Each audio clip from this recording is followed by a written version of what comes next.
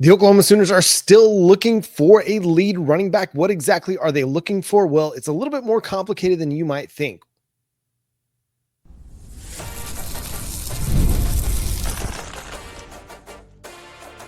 You are Locked On Sooners, your daily podcast on the Oklahoma Sooners. Part of the Locked On Podcast Network, your team every day.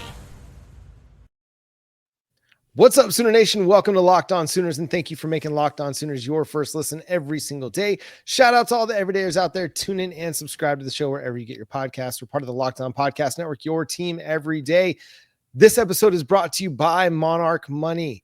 Trying to get your finances in order? Take control of them over there with Monarch Money. Use code LOCKEDONCollege at monarchmoney.com for 50% off your first year at monarchmoney.com. On today's show, Jay, we're going to break down the 2027 wide receiver commitment to the Oklahoma Sooners, and they're trending in a positive direction for a 2027 quarterback. We'll break that down in the third segment. We're also going to talk about how Oklahoma needs to stay focused and what they can do to get ready for Temple. But we're going to start with the running back discussion. Jay Smith of Unfair Sports. Go check out his channel, Unfair Sports, on YouTube. I'm John Williams. You can read my work over at Sooners Wire and USA Today Sports. But Jay, running back has been the biggest question mark for this team through 2 weeks. And it wasn't one of those positions that we were all that concerned about heading into the season. Yeah, because we've got a whole bunch of them, if you really think about it. Looking at the roster itself, you kind of got like 5 potential, if you really think about it. And so going into this year, we were like, okay, every single back that we have on this roster should be able to play. But our question has been, can the offensive line open up enough holes and make it work for them? Well, we've seen that, run blocking's been okay, but you've also recognized that Jovantae knows how to just make the magic happen on his own. He finds the hole and he goes.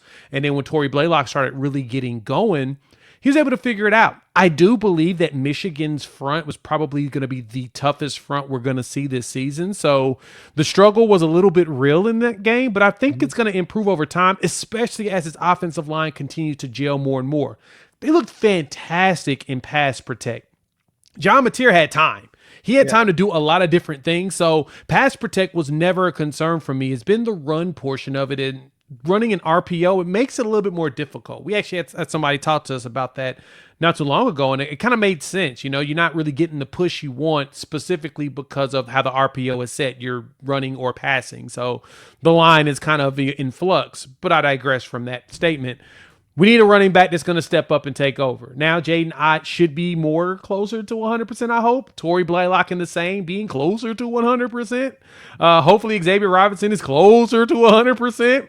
Taylor Tatum, closer to 100%. Somebody needs to be close to 100%, John, and hopefully we can go ahead and see them actually produce something going forward. Well, they've got somebody that's 100%. The same as Jovantae Barnes. He really is. And he's giving you 110% every time he's on the field.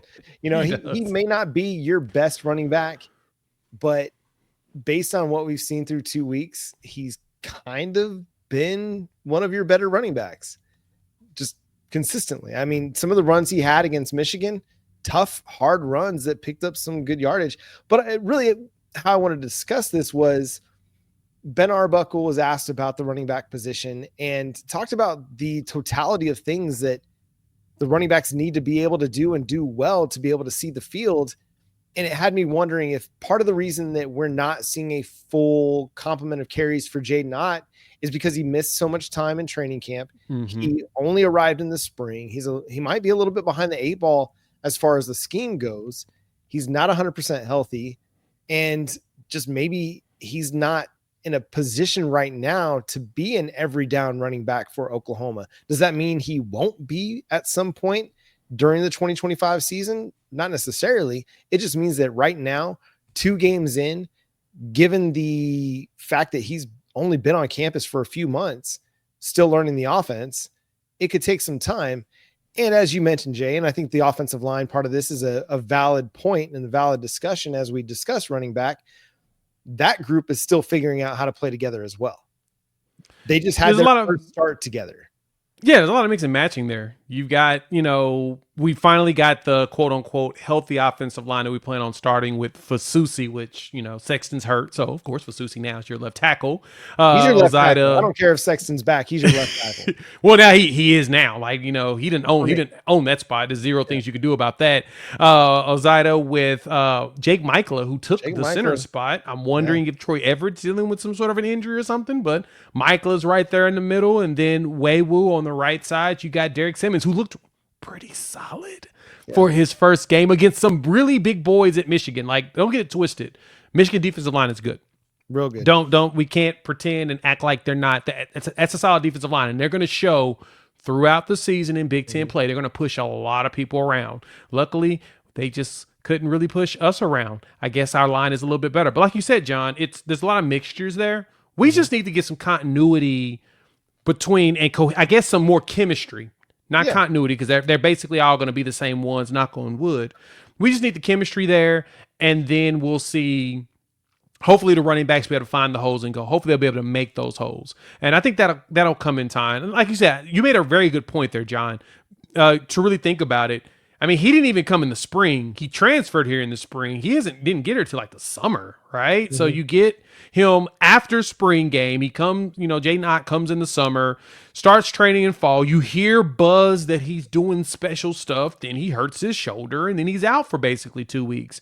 Mm-hmm. Now it's okay, what is he going to look like in time? And I don't know. If you ask Sooner fans, they'll say he's a dud, and it's just because, everybody likes to doom before we even get a chance to really see. But hey, if they're right, kudos to you for calling somebody a dud before you even really get to see them. And if he does do great, you're not going to admit that you were wrong. So it really doesn't matter at this point. But I think that Tory Blaylock is going to end up being your top dog at some point as he's getting healthier and healthier. We'll find out a lot about this running game in Temple. You know what it reminds me of a little bit, Jay? Ramondre Stevenson. I can see how Ramondre Stevenson he came, he transferred in 2019, played 13 games, but then missed kind of the first part of the 2020 season. And you're like, okay, well, what are we going to get out of him? Well, he then turned out, played 6 games and had 800 total yards and 7 touchdowns. Like, the dude was just phenomenal. So a slow start for a runner doesn't necessarily mean that that's what he's going to be all season long. I really do think that some of it just could be still catching up to the scheme. Could be maybe he's just not as comfortable in pass pro as Jovantae Barnes is. And so that's going to limit some of his snaps because Joba, he's real good in pass pro. Tory Blaylock, he looks willing in pass pro. And they got to be able to pass pro because Oklahoma's going to throw it a lot. And I do think it's going to continue to get better. I think this week the run game will be more efficient. Will they run for 200 yards? Probably not. As long as it's more efficient, if they're averaging 4 to 4.5 yards per carry, that'll be a step in the right direction.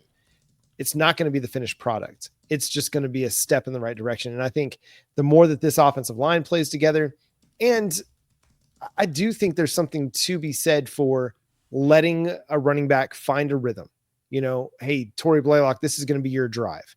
Jovantae Barnes, that's going to be your, and rotating it that way and letting these guys have an opportunity to play a full series and get into a rhythm and find some momentum on the field and then kind of going from there. But all in all, I'm not too concerned about it because I do think that they've got enough talent. And I think the offensive line is going to continue to improve in the run game because as that chemistry builds and the cohesion builds and the communication builds, they're going to know how to disengage from some of those combo blocks a little bit quicker and a little bit more efficiently so that they are creating better holes and better running lanes to the second level. It's just going to be fascinating to see how the running back rotations continue to evolve because they like all those guys for one reason or another. And so they're going to give all those guys opportunities. Who's going to be that lead guy? I think everybody's still up in the air and up in arms about it. I don't think we're up in arms, but we definitely are it's definitely up in the air when it comes to it. But you're right. Arbuckle has basically said that they want to ride the hot hand, and I'm assuming that is it's a thought process between him and DeMarco Murray as the running back coach. That they work together and say, hey, who you feel like got the hot hand? We want to play that. And I know that DeMarco can be tough on his running back, so he's going to make sure that they're working. And so I guess we'll just kind of see what happens going forward. But I really do hope that I'm hoping that we get someone to shine in this Temple game and we just run it all over them, even though we need kind of need Jovantae to throw for like 300 plus yards so that we can keep this Heisman campaign and numbers up. We probably need him to run for 100 yards in this game too, but it'd be nice if we have a running back that also runs for another. Well, we kind of need Mateer to have a Taylor Green game. Get like 400 something total yards, total yards or whatnot of offense, 4 touchdowns, and then have running backs. We need to go out there and score 51 points in this game. And I think that would help us with, his Heisman campaign. I think there's potential for that. And I want to ask your thoughts on this coming up after the break. Is it the right thing to try and redshirt Michael Hawkins Jr.? We'll discuss coming up next here on Locked On Sooners.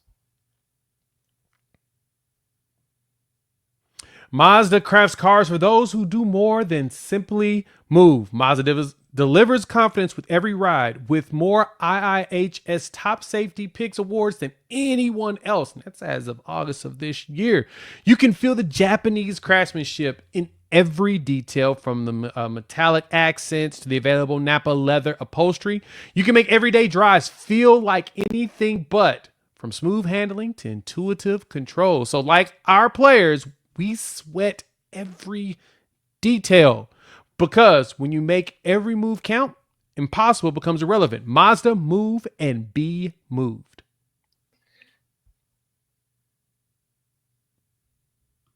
It's almost the weekend. Time to look back and crown this week's MVP on Who Delivered, powered by DoorDash. Just like you can win on every Saturday with DoorDash Streaks, saving more every time you order. These players delivered when it mattered most. Let's break it down. For Oklahoma, Jovantae delivered in a big way. He was clutch in the fourth quarter with big-time throws and big-time runs to extend the drive and keep the momentum in Oklahoma's favor as they tried to milk the clock and win that game against Michigan. When the pressure was on, Jovantae came through, no hesitation, no delay. And if you've been watching week after week, this performance wasn't a fluke. Jovantae is on a streak. And just like Jovantae delivered for Oklahoma, DoorDash delivers your Saturdays. With DoorDash Streaks, you save every Saturday you order. Stack it up all season, and you could save up to $250, including $100 in DoorDash credits. Order this Saturday. Keep the streak alive. Fuel your game day only with DoorDash. Terms apply. Promo period through 11/18.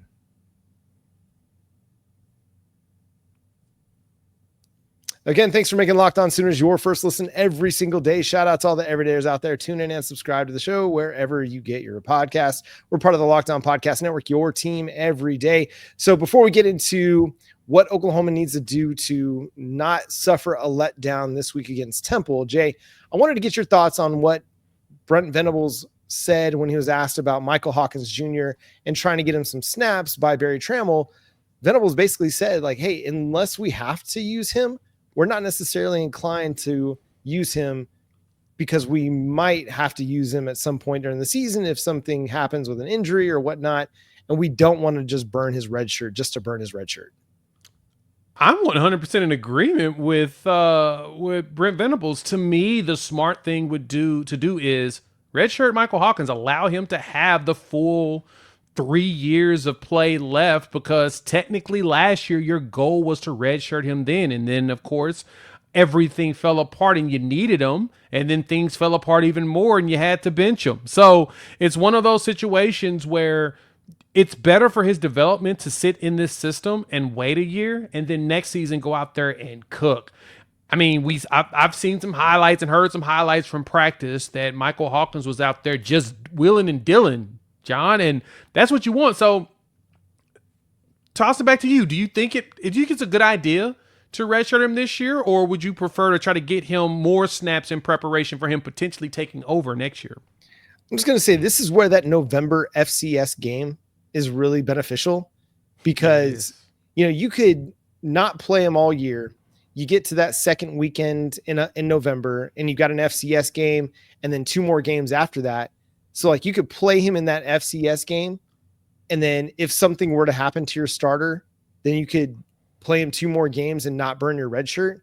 But with the fact that all of Oklahoma's non-conference games are front loaded this year, and in particular, the games against Illinois State, Temple, and Kent State, the ones that are more likely to be lopsided victories where you would play him, that leaves you still with 7 games on the schedule where you might need him. And so I totally get where they're coming from. I think it's wise, especially if the quarterback is on board. And to me, they wouldn't do this unless he was on board with it, or if maybe even he approached them about it. Like, hey, I don't need to play. Feel free to redshirt me. It's okay. I'm biding my time. I'm patient. I'm waiting my turn. It's going to be okay. So all good with that. Yeah, it just feels like it makes the most sense to give Michael Hawkins the full amount of time to play, and a red shirt, to me, is just the right thing to do for him, his development, his future. And like for him, he's going to need some in-game snaps, because all quarterbacks do. The more you have, the better you typically turn out in the NFL.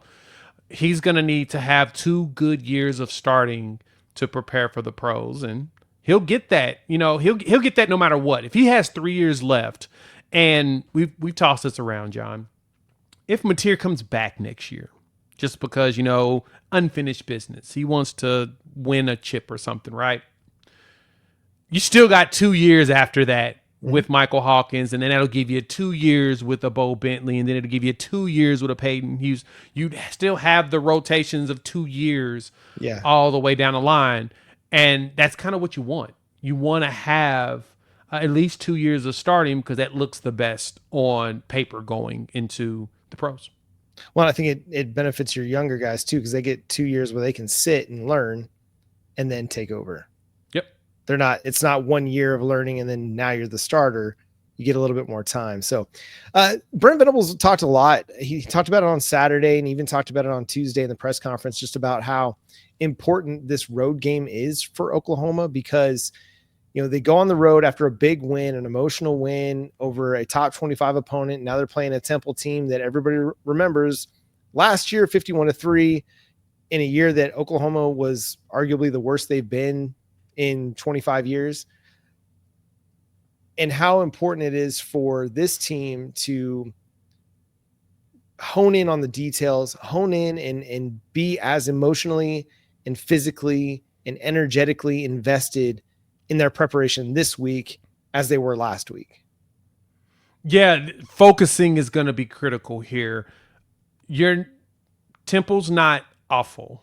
Temple has scored 98 points so far this season, 50-point game, 40-point game in wins. So, I mean, of course, when you do the adjustments on, who they played against, of course, you're not going to say that Temple is just, a world-beating squad. But you're not going to sit here and pretend like Temple hasn't figured out something with the new coach. Even Brent Venables talked about it in his presser. The coach there has won 2 national championships, the FCS level, the only coach to ever do it at 2 different squads. So he's coming in here and he's bringing in a new level of toughness. A lot of those FCS schools be tough, man. South Dakota State, North Dakota State, they known for being tough. They've sent dudes to the league too. Just keep that in mind. So you can't go in here and pretend like you just going to go and trample them. Now, granted, the spread is 23.5 over on our friends at FanDuel right now. And sure, that's a pretty big spread. But, John, they're going to have to focus in order to make sure that they dominate this game the way that they're supposed to. Like that quarterback, Simon, we played against him last year. He looked okay. He's out here slinging 3 touchdowns. I mean, they got back-to-back wins for the first time since 2021, John. Should we be a little nervous? I mean, do we have Matt Rule's Temple Owls? I'll say this. We've seen teams get upset already this season. Top 25 teams like Florida and Arizona State lose to teams that they should not have lost to based on our preseason expectations. I'm not nervous about this one, but I do think this is one that you can't lose focus on. You can't look ahead to Auburn. You can't take anybody lightly, because that's how you get upset. That's how you get beat. That's how you make a game closer than it should be. They have to go in with the same energy and the same mentality as if they're playing Michigan. If they want to be a championship team, they have to approach every single week, just like last week. And that means showing up, showing the same amount of respect to Temple that you showed to Michigan, coming with the same fire, the same energy, same passion and intensity, and showing out. Yep. We just can't. And look, we're not saying that Temple's going to beat Oklahoma or even sneak beat Oklahoma. We're just pointing out that you need to take them seriously. This team, the way they're playing, they could potentially go out there and, I mean, they could win like 8 games, right? They could go out there and sneak some wins. Now, granted, UMass and Howard are definitely not world beaters, and they could fall apart the rest of the season. But Evan Simon is looking like a solid quarterback right now, so we're going to have to go out there with that, like you said, urgency when we play them. We need to beat them early, force them to throw the rest of the game and not be able to complete anything, and then we've got to get our run game going and just run it down their throat. It's the same thing that Venables talks about all the time. It's about us. It's about what we do. It's about how we prepare. Less so than it is about who the other team is, what jersey they're wearing, what's the names on the back of their jerseys. It's about how Oklahoma prepares, and only Oklahoma will beat Oklahoma. Yep, that's it. And listen, they tried to beat themselves this past Saturday, and they still won by 11. So, again, the other thing that Venables mentioned in his press conference is that there's 7 upperclassmen on the defense. And I think that matters when you have upperclassmen leadership that have been through some of the hard things. They've been through some good things. They're not going to let Oklahoma have a letdown in this one. So I'm not feeling too worried about it, but it's one of those games that you take them lightly and you can find yourself in the dogfight in the fourth quarter. And that's not a place you want to be against a team like Temple. Be mad. We'll all be mad. Coming up, we got some big recruiting news, including a 2027 wide receiver commitment that, ooh, mama, he is blazing fast. We'll discuss coming up next on Locked On Sooners. The NFL season is here, and FanDuel is making sure you're ready for kickoff with a can't-miss offer. Right now, new customers can bet just $5, and if your bet wins, you get $300 in bonus bets to use across the app. Like, for example, right now, that Oklahoma spread I was just talking about, our friends have got us at 23.5. And so if you have the opportunity to play on that, that's one to check out. It's quick and easy, and the best way to add a little bit more energy to not only your Saturday, but also your Sunday. So, are you ready to play? Download the FanDuel app today by visiting FanDuel.com to get started. That's FanDuel.com to place your first $5 bet. And most people can't name all of their financial accounts. It's just the reality of life. There's so much going on. They can't even name what they're worth, whether it's 401ks, properties, or investments. And when you don't have the full picture, you can end up leaving money on the table. That's why there's Monarch Money. It's an all-in-one personal finance tool that brings your entire financial life together in one clean, easy-to-use interface on your laptop or your phone. Monarch is built for people with busy lives. If you put off organizing your finances, Monarch is for you. Monarch does the heavy lifting for you. You can link all your accounts in minutes, see clear data visuals, get smart categorization of your spending, and finally feel in control of your money without ever touching a spreadsheet. You can identify that you aren't saving as much as you thought. Monarch helps you notice an inefficient investment allocation and discover forgotten 401ks from past jobs. You feel like you're spending too much on eating out, or you want to figure out ways to save at the grocery store. Monarch Money can let you know where you might be spending more than you thought. So don't let financial opportunities slip through the cracks. Use code LOCKEDONCollege at monarchmoney.com in your browser for half off your first year. That's 50% off your first year at monarchmoney.com with code LOCKEDONCollege. Once again, thanks for making Locked On Sooners your first listen every single day. Shout out to all the everydayers out there. Tune in and subscribe to the show wherever you get your podcasts. We're part of the Locked On Podcast Network, your team every day.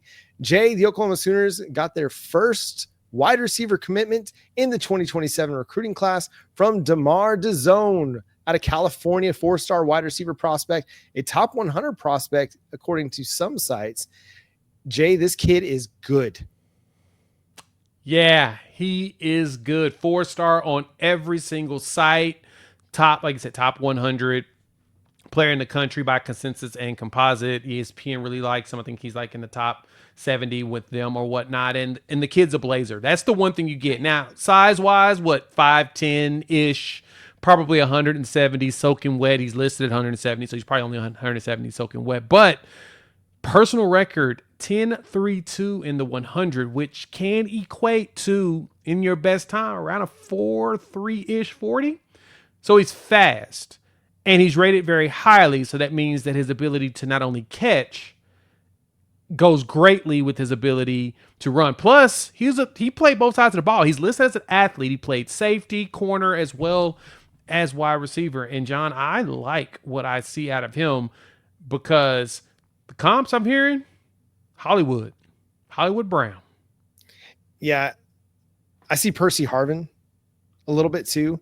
The way this kid runs with the ball in his hands, he's fast, but he's also got really good lateral agility. So he can play fast too. It's not just straight line speed where a lot of times the guys that run, have that track speed, have that 4.3 kind of speed, it's all very straight line. They don't have the ability to turn on a dime and keep that speed going. They don't have the ability to run routes with that kind of speed. Well, he does.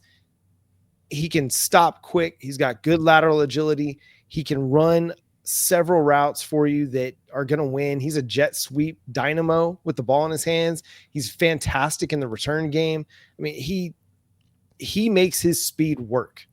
There are guys that are fast out there, but they don't play fast. He plays fast. He runs away from everybody at the high school level.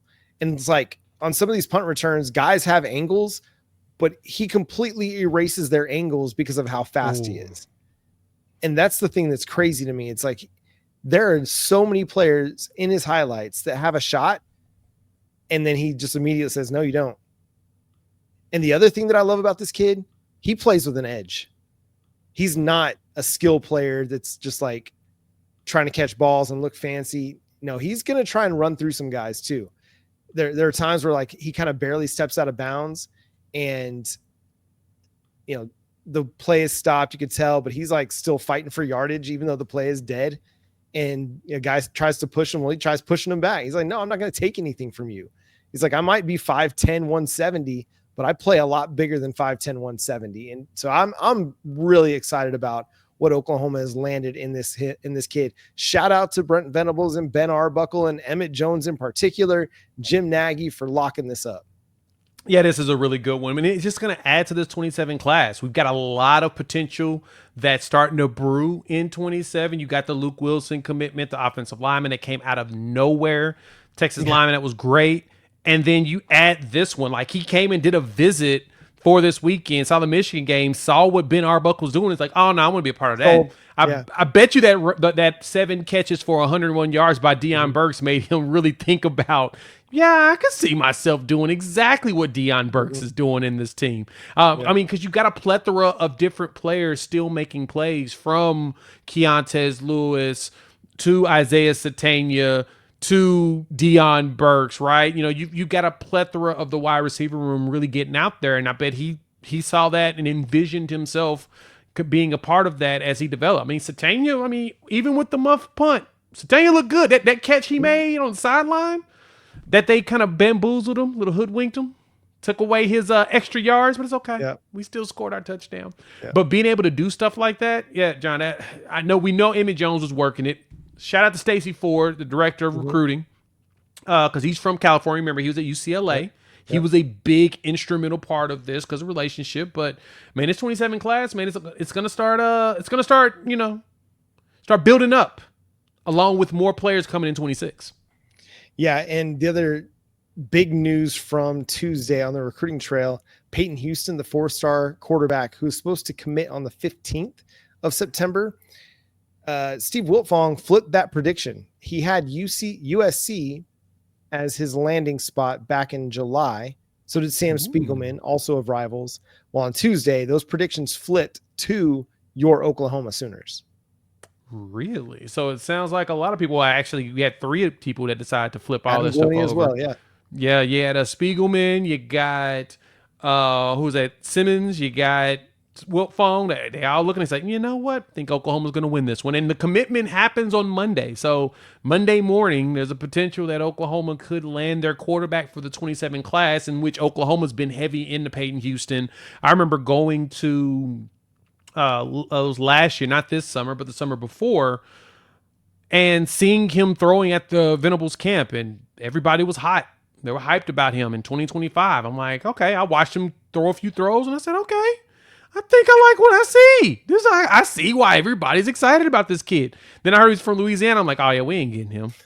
Ain't no chance we getting him, dog. He's in Louisiana, and he's rated as a high 4-star right now. Come on now, there's no chance Oklahoma can land this. Well, I am definitely got not only my foot in my mouth eating some crow, but at the same time did not realize that there was a top quarterback at Baton Rouge, literally in Baton Rouge, going to the LSU high school, they call it. It's like basically on campus. It's really weird. But you got him, and then you've got little Nussmeier, Colton Nussmeier, which is Garrett Nussmeier's little brother in Texas, who right now is predicted to end up at LSU. They weren't taking 2 quarterbacks, so that, to me, they're going to probably end up with Lil Nussmeier. The local kid's not going to go there, but we can bring in Peyton Houston and do some special stuff. Yeah, and our guys like, Parker Thune, Brandon Drum, they've been on this one for a long time. Back in June of 2024, Parker Thune issued a future cast for Oklahoma to land Peyton Houston. And then a year later, Drum dropped his. And they've, even when I've reached out to them after, predictions flipped, and they're like, I'm still feeling really good about Oklahoma in this recruitment. So who knows where it all ends up, because the kid's got big time Power 4 offers from across the country. He could go anywhere and play, but it sounds like at this moment, Oklahoma is going to be the landing spot. We'll see where it lands next Monday when he makes his decision. We'll discuss it here on Locked On Sooners. And that's going to do it for today's episode.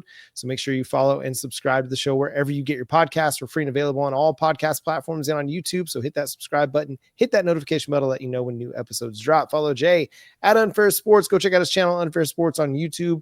You can also read my work covering the Sooners over at SoonersWire.com. The show is at Locked On Sooners on all of your favorite social media platforms. But until next time, he's Jay Smith. I'm John Williams. We'll talk to you then. Boomer Sooner. There's only one Oklahoma. Wait.